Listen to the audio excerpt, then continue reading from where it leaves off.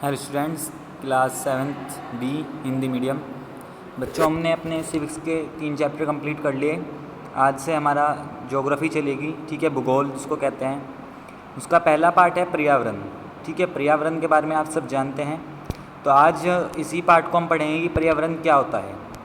लंबी छुट्टियों के बाद जब रवि स्कूल जा रहा था तब उसने देखा कि उसके स्कूल के निकट के खेल के मैदान में खुदाई हो गई थी।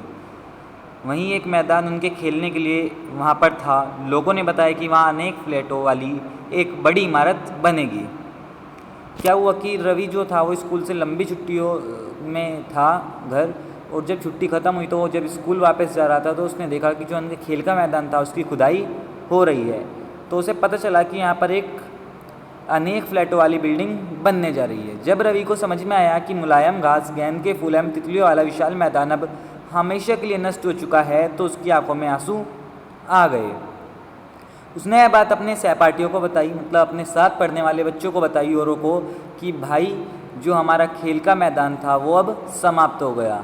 सुबह की सभा में प्रधानाचार्य ने भी उदासी से कहा, देखो कैसे हमारा पर्यावरण बदल रहा है। ठीक है। कक्षा में पहुंचकर रवि ने अपने शिक्षक से पूछा, पर्यावरण क्या है। जो रवि था उसने प्रार्थना में प्रधानाचार्य जी के मुंह से पर्यावरण शब्द सुना था, तो उसने अपने शिक्षक से पूछा कि पर्यावरण क्या है। जो कुछ भी आप अपने आसपास देखते हो, शिक्षक ने कहा, जो कुछ भी तुम अपने आसपास देखते हो वो पर्यावरण है। रवि कहने लगा, इसका अर्थ है स्कूल, भवन, मेज, कक्षा में रखी कुर्सियाँ, यहाँ तक कि खुला मैदान, सड़क, कूड़ा करकट, मेरे दोस्त, ये सभी हमारे पर्यावरण के अंग हैं। रवि ने कहा अपने सर को कि जो ये सब चीज़ें मेरे आसपास है, जैसे मेरे स्कूल का भवन, कक्षा में रखी जो कुर्सियां हैं, खुला मैदान, सड़क, कूड़ा करकट, मेरे दोस्त, क्या ये सब पर्यावरण के अंग ही हैं। शिक्षक ने कहा, हाँ, लेकिन जरा रुको, कुछ वस्तुओं का निर्माण प्रकृति ने किया है, जैसे पर्वत, नदियाँ, पेड़, प्राणी, जबकि अन्य का निर्माण मानव ने किया है, जैसे सड़क, कार, कपड़े, किताब आदि। शिक्षक ने कहा, लेकिन कुछ वस्तुएं इनमें ऐसी हैं जिनका निर्माण प्रकृति ने किया है और कुछ ऐसी है जिनका मानव ने किया है। प्रकृति ने किन किन चीज़ों का किया है? पर्वत, नदियाँ, नाली, पर्वत, नदियाँ, पेड़, प्राणी, इन सब चीज़ों का क्या प्रकृति ने निर्माण किया है, जबकि मानव ने किसका किया है? सड़क, कार, कपड़े, किताब आदि का। अब 2 छात्र मिलकर कार्य कीजिए, अपने निकट बैठे सहपाठी के साथ मिलकर प्रकृति एवं मानव द्वारा निर्मित वस्तुओं की सूची बनाइए। तो पर्यावरण क्या है बच्चों? पर्यावरण हमारे जीवन का मूल आधार है, ठीक है। मूल आधार से मतलब ये बहुत ज़्यादा ज़रूरी है हमारे जीवन में। यह हमें सांस लेने के लिए हवा, पीने के लिए जल, खाने के लिए भोजन एवं रहने के लिए भूमि प्रदान करता है। पर्यावरण से क्या मिलता है हमें? सांस लेने के लिए हवा, पीने के लिए जल मिलता है हमें, खाने के लिए भोजन मिलता है हमें पर्यावरण से, ठीक है। तो क्या जहाँ हम रहते हैं वो भी भूमि हमें क्या पर्यावरण से मिलती है। मानव इस प्राकृतिक पर्यावरण में कैसे परिवर्तन करता है? जो आदमी है, जो हमारा पर्यावरण है, इसमें कैसे परिवर्तन करता है? कार का धुआं वायु को प्रदूषित करता है। जो कार का धुआं होता है, आपकी गाड़ियों से जो धुआं निकलता है वो हमारी वायु को प्रदूषित कर रहा है। पानी को पात्र में एकत्रित किया जाता है, भोजन को बर्तनों में परोसा जाता है और भूमि पर कारखानों का निर्माण होता है। जो पानी है उसको पात्र में एकत्रित किया जाता है, जो भोजन है उनको क्या बर्तनों में परोसा जाता है, भूमि पर कारखानों का निर्माण होता है। मानव कार, मील, कारखाने एवं बर्तनों का निर्माण करता है।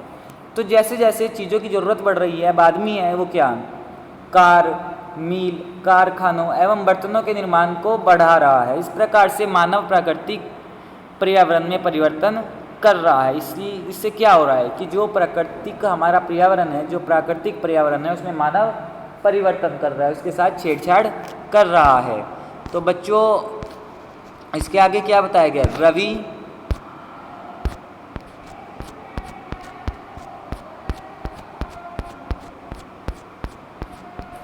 रवि, परमजीत, जेसी, मुस्तफ़ा, आशा सभी यह सूची बनाने के लिए उत्सुक थे। अध्यापक ने कहा था कि आप एक सूची बनाओ जिसमें मानव निर्मित और प्राकृतिक निर्मित चीज़ें हों।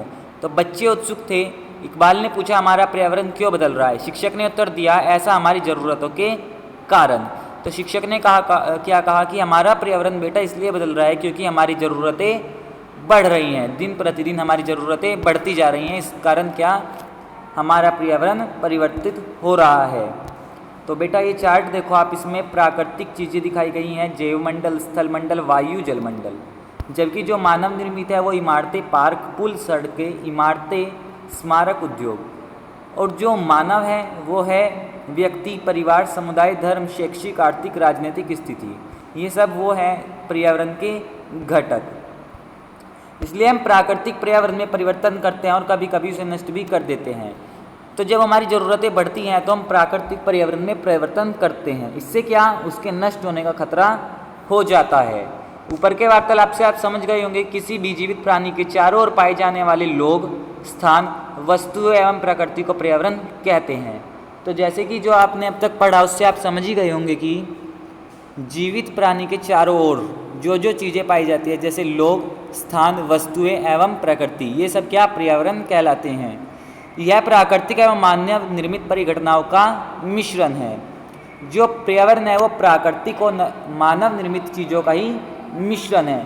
प्राकृतिक पर्यावरण में पृथ्वी पर पाई जाने वाली जीवीय और अजीवीय दोनों परिस्थितियाँ सम्मिलित है।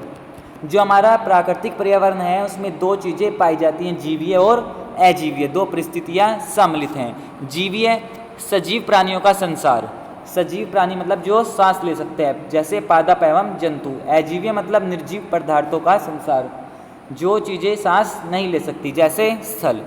तो बच्चों आज जो हमारा टॉपिक था वो यही था। तो आज आपके जो पहला प्रश्न है वो है कि आपको प्राकृतिक और मानव निर्मित, प्राकृतिक एवं मानव निर्मित वस्तुओं की सूची बनानी है, और दूसरी जीवीय और अजीवीय में आपको अंतर बताना है। ये आज आपके दो प्रश्न हैं। धन्यवाद।